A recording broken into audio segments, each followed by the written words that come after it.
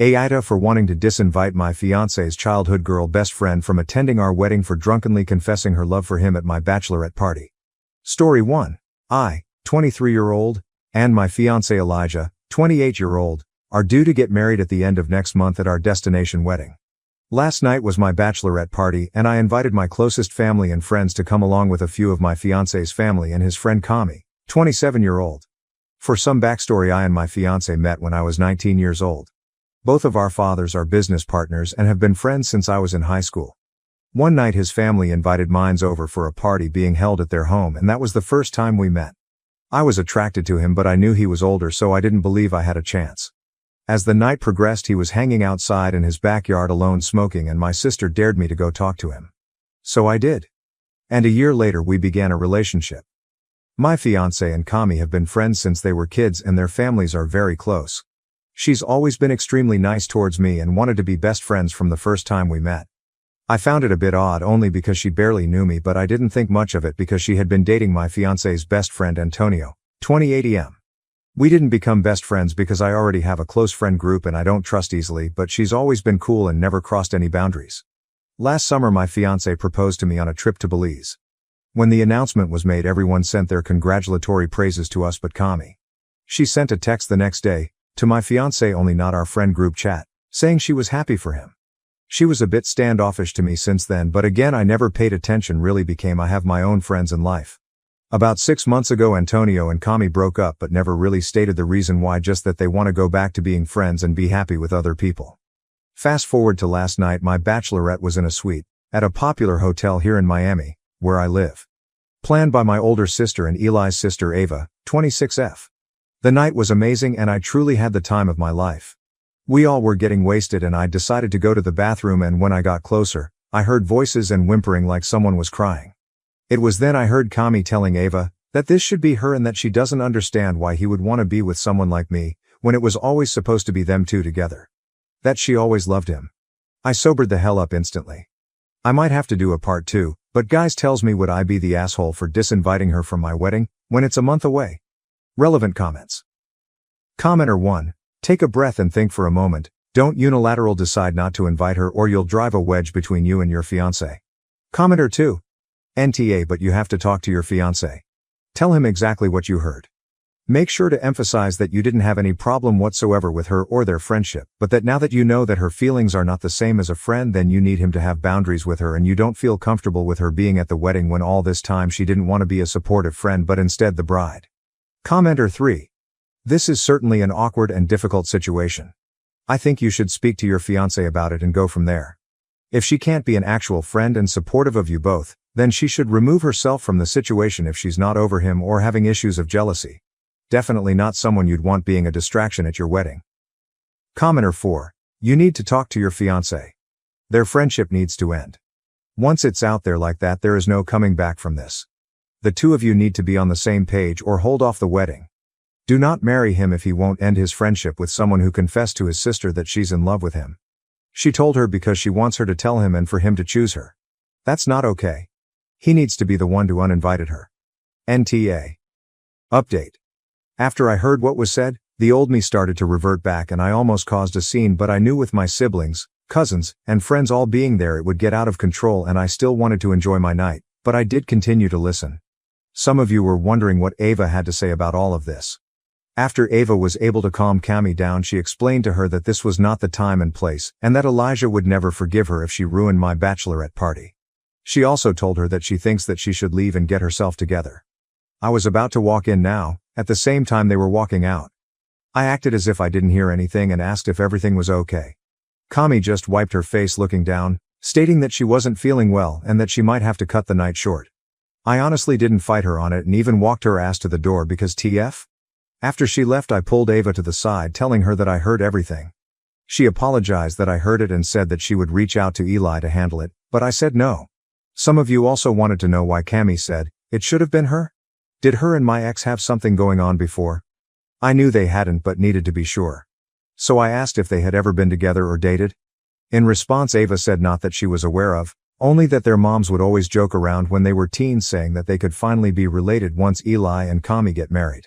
She said that never happened because Eli was never into her. Qley is a gorgeous girl, But my fiancé does have a certain type, and it's not her.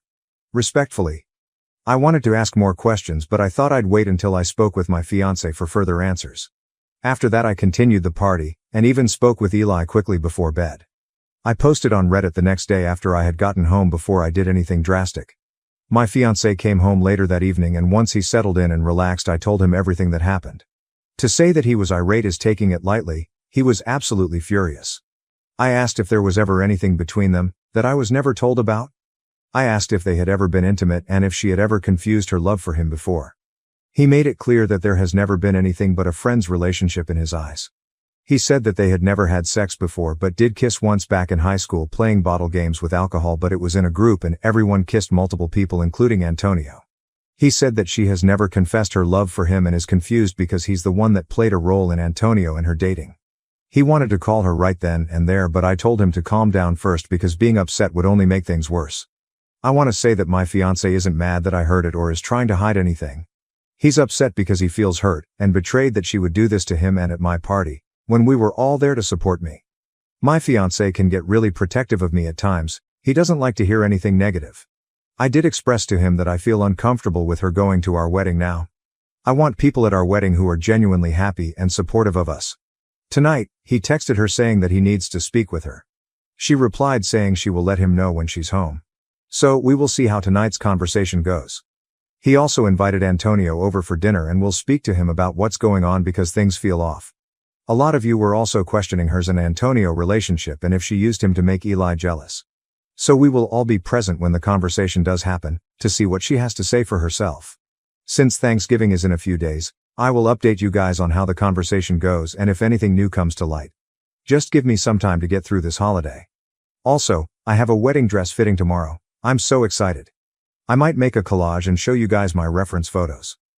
XOXO happy holidays. Edit, if you think this post is fake then don't reply or interact with it. I'm trying to be nice but I will curse y'all TF out. Story 2. New update. Aita for telling my wife to show me her phone after I got an email accusing her of cheating. I, 47-year-old, have a comfortable and fulfilling life. I have a job I truly enjoy. I live in a nice suburb and am blessed with 3 wonderful children and a lovely wife, Emily, 45-year-old. I've always felt Emily and I were an ideal match. However, a recent email I received has deeply unsettled me and planted a seed of doubt in my mind. Emily lived in the UK between 2010 and 2015, during which time she pursued a PhD. Because she lived there so long, she developed many close friendships and has made it a point to return every couple of years to maintain those ties. This past August, she traveled to the UK for 3 weeks to attend the wedding of one of her close friends. After some consideration, we agreed that it would be best for me and the children to remain at home, as I could not take that much time away from work, and the children were unlikely to find much enjoyment in such an event. Emily departed, returned as expected, and life returned to normal for us. Last week, I received an email on my work email address. It was supposedly from the wife of Emily's friend. I'll call him Jake, 44-year-old. According to this woman, she has a very strong reason to suspect that Jake and Emily engaged in an affair. She listed off her suspicions, noting Jake had picked Emily up from the airport, spent considerable time at her hotel, and how the two of them frequently went out to dinner alone. She even included pictures of my wife's earrings that she said she found in Jake's pockets when she was doing the laundry and pictures of a lipstick stain on his shirt. The color is one I recognize as something Emily often wears. There is some other evidence she listed off. For the sake of conciseness I will not include them here. All this was a lot to absorb, and for a while, I thought it was some sort of joke, so I tried my best to ignore it, but it kept coming back into my mind. I remember that before her trip, my wife would talk to all her friends there. I don't know if this email is influencing my memory, but I think she probably spoke with Jake the most. Additionally, I know Emily never liked Jake's wife, though I can't say why. I've never pried into Emily's phone or social media accounts before, but I feel very tempted to now. However, I know I'd feel terrible if I looked and found nothing. Also, if I start acting suspicious, wouldn't she just delete everything out of fear of being found out? I am unsure of how to move forward and would welcome any guidance on handling this. The best I can currently come up with is asking to see her phone immediately after confronting her about it so as to not give her no time to delete anything, though part of me thinks this would upset her and potentially not even show anything. Aita for telling my wife to show me her phone after I got an email accusing her of cheating. Edit, I forgot to include, my wife no longer has these earrings. She wasn't wearing them when she returned, and when I asked, she said she lost them. Update number 1. A few hours after sharing my first post, I confronted Emily. She confirmed my fears. She claims she's in love with Jake and can't live a lie any longer. She still claims to love me and the kids but says she can't stay with us any longer. According to her, she was waiting for a better time to tell me and the children. Apparently, this has been going on since March, with Jake flying out here occasionally and Emily secretly meeting him. We're getting divorced. Emily is moving to the UK soon. She confirmed that in August, in addition to the wedding, she attended a job interview, and she's set to start around the new year. She's already applied for a British visa. She plans to live with Jake once she moves. As for custody, Emily is voluntarily surrendering her chance of full custody. She doesn't want to uproot the kids, so they'll stay here in Canada with me. There's a part of me that appreciates that decision, but there's also the part that is astonished at how easily she's walking away. She wants to pay child support, but I'd rather raise my children without her financial influence. That said, the court will likely insist on support, regardless of my feelings. Emily is also seeking structured visitation rights, which, given the circumstances, will likely be granted.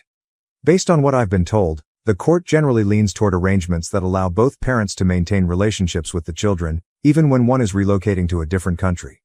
The lawyers are still working out the details, but it seems she'll have visitation during school breaks and holidays, with the possibility of virtual calls in between. I've been keeping things as amicable as possible, and the more cooperative I am, the more Emily seems to agree with my demands. We are also discussing the future of our home. Emily has expressed a desire to sell the property and divide the proceeds. While I am reluctant to part with the family home, it is unlikely I have much of a choice since it was bought during our marriage. For now, our lawyers are still working through the details, and no final decisions have been made. Given the situation, it could be a good while before we reach a resolution. In the meantime, I've been advised not to make any major financial moves. As much as I want to stay here with the children, I know selling is most likely inevitable. As of this writing, Emily is in an Airbnb and Jake has flown here to stay with her. They plan on traveling to the UK at some point in the near future. My lawyer tells me that adultery isn't grounds for special treatment when it comes to custody or property division. Therefore, it won't influence how assets are divided unless marital funds are directly involved. Emily likely used money from her personal account. Unless it can be proven she used our joint finances to fund the affair, it's unlikely this will make any difference in court. I have been in regular communication with Jake's soon-to-be ex-wife, Eleanor, primarily through email, and more recently, we've spoken over the phone a few times.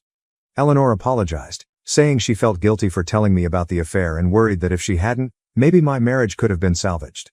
I reassured her that, for me, the gravity of the situation made divorce inevitable, and I'd rather not remain in the dark about something of this significance. She even sent me messages and other evidence of their relationship, but since Emily is openly admitting to the affair, it doesn't really matter in the context of the law. Eleanor has also told me a lot about Jake.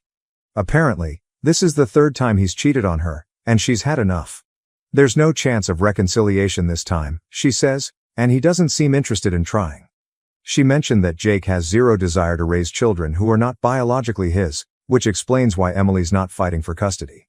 Eleanor's divorce will most likely be much longer and more drawn out than mine, given that both her and Jake want full custody of their children, and can't agree on several other issues. I haven't had much time to process everything. These past 2 weeks have felt like a blur in every way. But one thing I can say with certainty is that I have nothing left for Emily.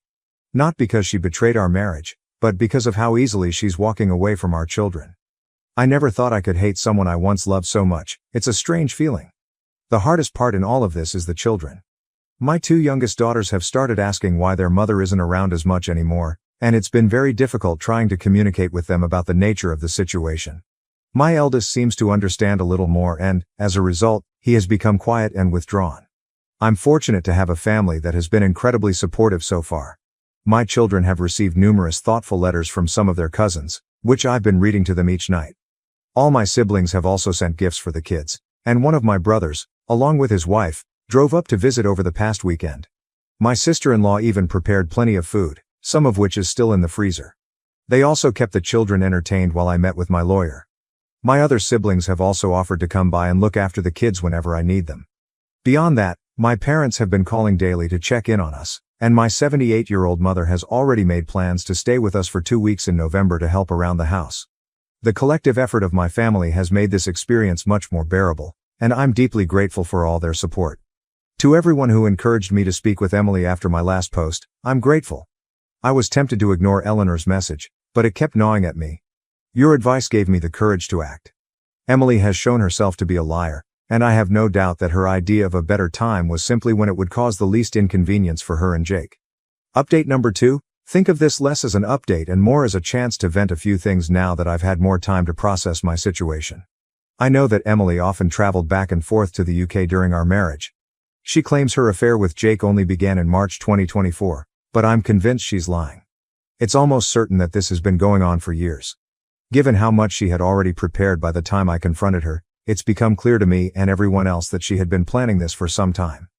In fact, within a few short days of our confrontation, she already had certain legal documents prepared.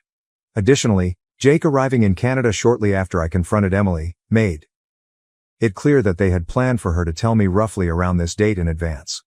It makes sense that Emily was well prepared and was just waiting for things to be better lined up for herself. After all, she'd long since applied for her visa, secured a job, secretly appraised her car, our family car, though it was under her name, and sent personal items with Jake to the UK during his secret visits, all right under my oblivious nose. I have a feeling I'm only scratching the surface and have no real idea of how far this actually goes, not that Emily would ever tell me its depth. In addition to all of this, Emily had already been in touch with her lawyer long before I confronted her. Taking all this into account, it's hard not to wonder if she secured her job even earlier than she let on, perhaps to make her actions seem less calculated. 2 of Emily's friends have since reached out to express shock and disappointment by her actions. One of them, Janet, mentioned that according to another friend, Emily had been consulting her divorce lawyer as far back as late August or early September, and this other friend also confirmed my suspicion that Emily had been sending some of her belongings to the UK during Jake's visits. I've been losing sleep, replaying the past few months in my mind, maybe driving myself a little crazy, but certain things stand out. For example, when Emily went to the UK in August for the wedding, she was carrying 3 fully loaded suitcases. She told me that they were filled with presents for her friends and I didn't question it, even though it seemed a bit excessive at the time. When I picked her up from the airport after her trip, I noticed the bags were suspiciously light.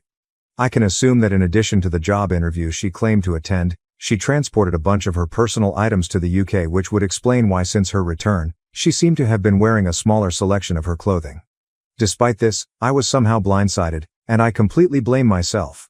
Looking back, I can see there were signs I ignored, and I guess I didn't think Emily was capable of this sort of thing. A part of me wonders if this outcome could have been avoided entirely had I been more assertive and vigilant in the past. The worst part of all is that my children are now dealing with the consequences of my ignorance and stupidity. While I twiddled my thumbs, my wife had essentially started a new life. Most people in my life now know about my separation from Emily. I've stopped wearing my wedding band, and I've explained the situation to friends and colleagues who noticed its absence. One of my close friends, and many others who reached out privately on Reddit, have suggested I get DNA tests for the children, given Emily's travel patterns and tendency to lie. While I understand where they are coming from, this is something I'll never do. I'd never assign my children to another man. Nothing will change that. Life without Emily has thus far been difficult. Mornings have become a hectic rush. Between getting the kids ready and getting myself out the door, I'm barely on time for work for nearly half the week. It's frankly exhausting trying to keep up with all the extra parenting duties I have to perform throughout the day. Our current home has a large driveway, so on top of everything else, I'm already dreading the task of shoveling it once the snow starts falling. The kids are feeling the strain, as well. They don't particularly like the food I prepare most days and they hate how I'm always busy. It's incredibly frustrating to know that while we're here struggling, Emily recently departed for a relaxing vacation through Europe with Jake. Communication between us has dwindled, and I only learned of these developments recently. I have no idea if she plans to return to Canada after her vacation or settle directly into what will likely be a very comfortable life in the UK. On a more positive note, I was able to get the kids to see their doctor recently. She gave me a bunch of useful resources and advice. She placed an emphasis on how time and clear communication were the most important factors for their adjustment. While I'm optimistic, I'd be lying if I said I wasn't worried. It's still early, I know, but they remain quite upset about the entire ordeal and act out regularly as a result. It is abundantly clear that they're having a hard time adjusting to our new reality. Throughout all of this, my family has been a tremendous support. My mother arrived as promised early last week, and things have already become significantly easier. The kids enjoy her cooking and spending time with her. Her presence has also freed me to handle other tasks.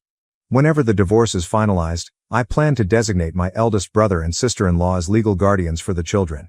They live relatively nearby and have already agreed to take on that role if needed, which brings me some peace of mind. However, I highly doubt this will be any time soon given my much busier schedule and Emily dragging her feet before traveling. The whole process has slowed to a snail's pace. One of the hardest aspects of all this has been making decisions about our family home. After considerable thought and speaking it over many times with my family, I'm leaning toward selling at this stage. Emily has already offered me a bit more than half of the proceeds since she sold our SUV right before leaving the country. My lawyer has noted that selling the SUV before we finalized anything was premature on her part, considering I contributed significantly, 40%, to the purchase. He thinks I have strong grounds to seek reimbursement elsewhere in our asset division, which aligns with Emily offering more of the house. Getting more than half seems fair, given that I contributed about 65 to 70% of the down payment and monthly mortgage payments. As I mentioned above, the family SUV was registered in only her name. However, I covered about 40% of its cost, so it's frustrating she sold it unilaterally. As I've learned over the past several weeks, my sedan is too snug for the kids and inconvenient for my mother to duck in and out of when she runs errands. Therefore, I'll need to trade it for something larger. In return, Emily has graciously insisted I keep the furniture and appliances, least she can do, I suppose. As much as part of me would like to stay in our current home, it's probably better for us to move. Part of me hopes this will help us avoid future interference from Emily, though, in reality, she's just as likely to interfere no matter where we are. I've been looking at townhouses closer to my place of work, which would cut down my commute and place us near a well-rated school. However, my sisters brought up that moving the kids now would mean changing schools and losing their friends, which would be yet another big change for them. An alternative option is that we move to a smaller, more manageable house close to our current one. This would reduce my workload and allow the kids to stay at the same school. Regardless of which option we choose, the idea of a new home without Emily's memory is appealing. Our current home's location is yet another example of how foolish and short-sighted I've been. Its location was much more convenient for Emily's commute compared to my own. It worked out for a time as the children's school was close to Emily's work in case they needed her during the day, but now all of this is useless as my place of work is rather far. I've heard nothing from Emily's family, and frankly, I have no interest in reaching out. As for Emily's future with Jake, I don't wish her relationship to fail. The longer her life is stable, the less likely she'll disrupt ours. But I take solace in knowing she remains unaware of Jake's infidelity history. I don't feel any moral obligation to warn her about Jake's character, and Eleanor feels the same way. I've made a point to check in on Eleanor regularly. She doesn't have the same family support I do. Her immediate family is charmed by Jake's ample wealth and believes that she should do whatever it takes to keep him, even though it is clear that neither he nor Eleanor wants reconciliation. Thank you so much for watching until the end. If you enjoyed our videos, please don't forget to like, share, and subscribe to stay updated with our latest ones. Have a great day.